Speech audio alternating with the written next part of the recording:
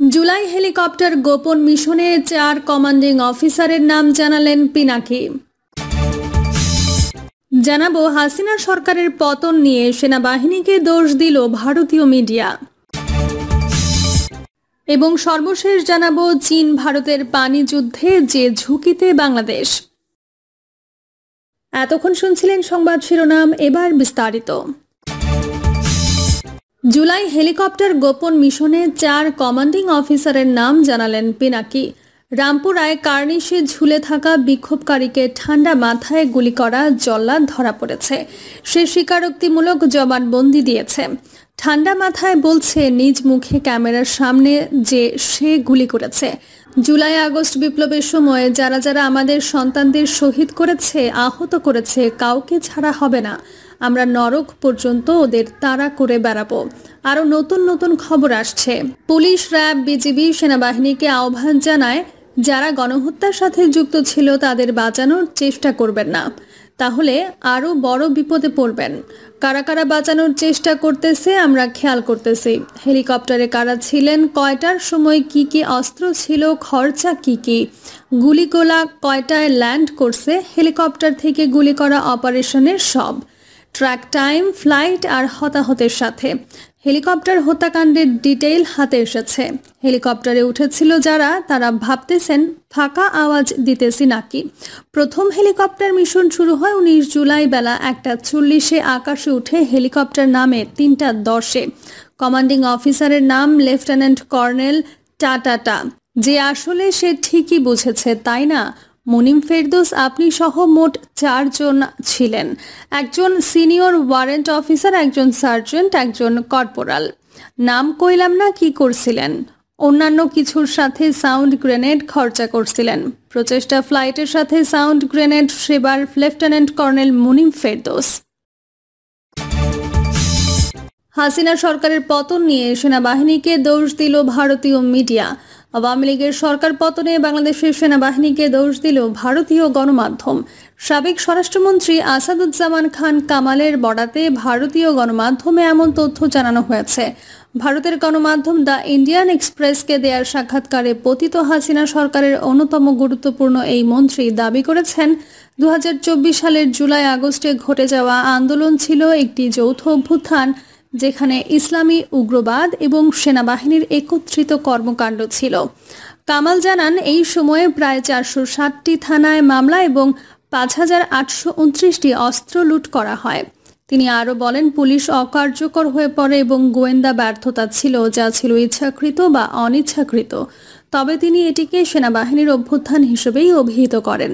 কামাল দাবি করেন গোয়েন্দা রিপোর্টের সারসংক্ষেপ তিনি পেয়েছিলেন স্বরাষ্ট্রমন্ত্রী হিসেবে, তবে তার অধীনে নিরাপত্তা পরিস্থিতি উন্নত করা সম্ভব হয়নি। এদিকে পুলিশের সদর দপ্তর জানিয়েছে 5750টি অস্ত্র লুটের মধ্যে 4358টি উদ্ধার হয়েছে এবং বাকি অস্ত্র উদ্ধারের চেষ্টা অব্যাহত রয়েছে। এছাড়াও প্রধান উপদেষ্টার প্রেস উইং এই প্রতিবেদনের প্রতিবাদ জানিয়ে বলেছে এটি একটি সুসংগঠিত প্রোপাগান্ডার অংশ, যা আওয়ামী লীগের পলাতক নেতাদের বক্তব্যের ওপর ভিত্তি করে নির্মিত।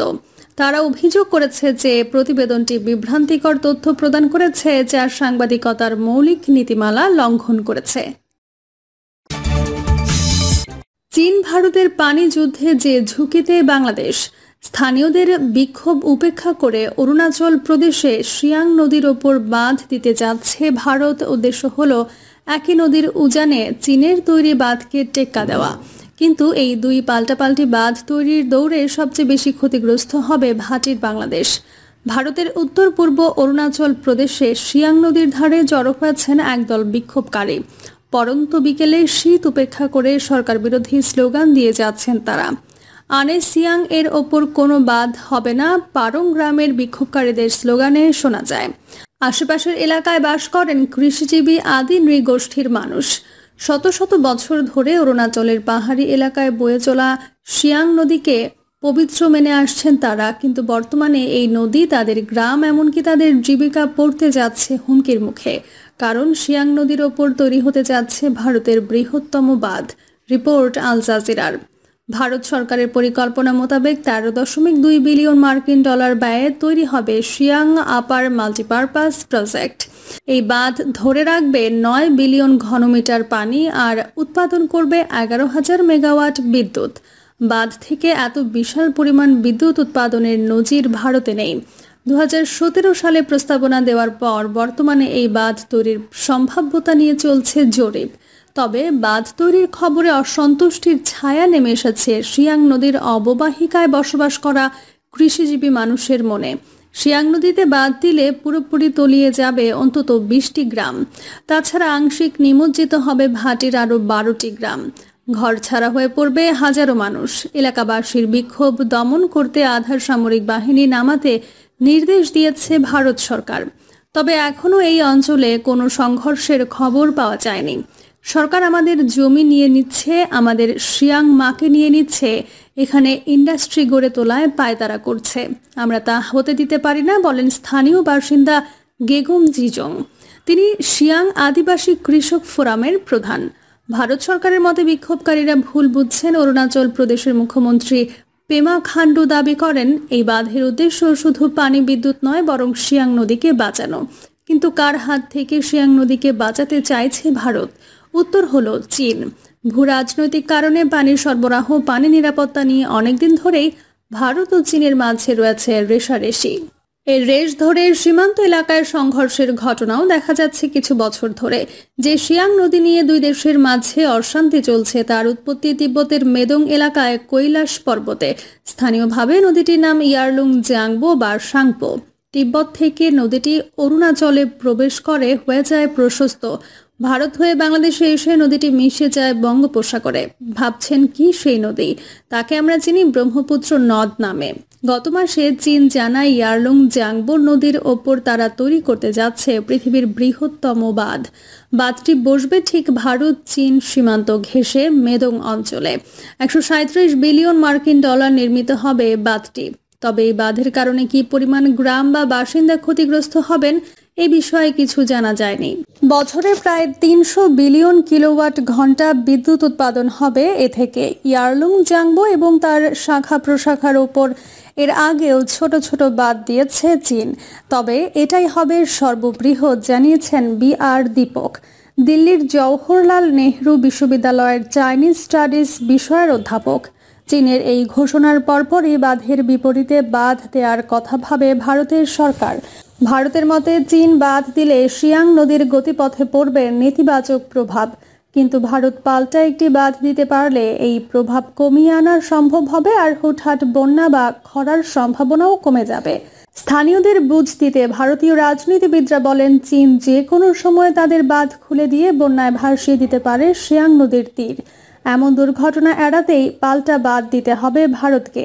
কিন্তু এত কাছাকাছি দুটি বাঁধ দিলে আদতে ওই নদীর অববাহিকায় যে লাখ লাখ মানুষ বাস করেন তাদের উপকার না হয়ে বরং অপকার হওয়ারই ঝুঁকি রয়েছে, হুঁশিয়ারি দিয়েছেন পরিবেশবাদী এবং বিশেষজ্ঞরা।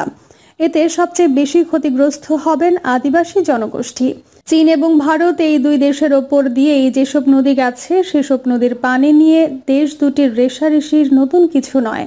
তবে চীনের বাঁধের বিপরীতে সিয়াং নদীতে ভারত পাল্টা একটি বাঁধ দিলে আগুনে বরং ঘি ঢালা হবে, অধ্যাপক দীপক বলেন। অস্ট্রেলিয়ার গবেষণা প্রতিষ্ঠান লোই ইনস্টিটিউট 2020 সালের এক প্রতিবেদনে বলে তিব্বতীয় মালভূমিতে উৎপত্তি হওয়ার নদীগুলো নিয়ন্ত্রণ করতে পারে চীন। আর এর মাধ্যমে আসলে দেশটি ভারতের অর্থনীতির গলা চেপে ধরার ক্ষমতাও রাখে। চীনের ইতিহাসে ইয়ারলুং জাংবোকে বলা হয় বেয়ারা নদী। চীনের অন্য সব নদীর মতো সে পশ্চিম থেকে পূর্বে যায়নি, বরং তীক্ষ্ণ এক বাঁক নিয়ে দক্ষিণে চলে গেছে, প্রবেশ করেছে ভারতে। সীমান্ত ঘেঁষে এই নদীতে চীনের বাঁধ বসবে। এতে ভারতের দুশ্চিন্তার কারণ রয়েছে বই কি। দিল্লির জামিয়া মিলিয়া ইসলামিয়া বিশ্ববিদ্যালয়ের চাইনিজ স্টাডিজের সহকারী অধ্যাপক সাহেলি চট্টোজার মতে এই বাঁধ ব্যবহার করে ভারতের ভেতরে এই নদীর পানির সরবরাহ নিয়ন্ত্রণ করতে পারবে চীন। আর এতে দুই দেশের সম্পর্কেও প্রভাব পড়বে। এই মতের সঙ্গে সম্মতি জানিয়ে অধ্যাপক দীপক বলেন এই নদীর ভাটিতে অবস্থিত ভারত ও বাংলাদেশ দু দেশেরই আশঙ্কা আছে যে পানিকে অস্ত্র হিসেবে ব্যবহার করতে পারে চীন। এই বাঁধ অনেক বিশাল পরিমাণে পানি ধরে রাখতে পারে, এটাই বেশি ভয়ের ব্যাপার। সুপেয় পানি ব্যবহার নিয়ে জাতিসংঘের একটি চুক্তি আছে, যাতে অংশ নিয়েছে বিভিন্ন দেশ। ভারত বা চীন কেউই ওই চুক্তিতে স্বাক্ষর করেনি। তবে এই দুই দেশ 2020 সালে আলাদা একটি চুক্তি করে, যাতে বলা হয় বর্ষার মৌসুমে ব্রহ্মপুত্রের পানি সংক্রান্ত প্রয়োজনীয় তথ্য একে অপরকে সরবরাহ করবে তারা। কিন্তু 2007 সালে ভুটানের কাছাকাছি চীন ভারত সীমান্তে এক সামরিক সংঘর্ষের পর বেইজিং থেকে এই তথ্য সরবরাহ ব্যাহত হয়। সে বছর বসন্তেই আসামে একের পর এক বন্যা দেখা যায়। এতে নিহত হন অন্তত 70 জন, বাস্তুচ্যুত হন 4 লাখ মানুষ। প্রিয় দর্শক, এই ছিল এখনকার সর্বশেষ সংবাদ। আপডেট সব সংবাদ পেতে চ্যানেলটি সাবস্ক্রাইব করে বেল আইকনটি ক্লিক করে রাখুন।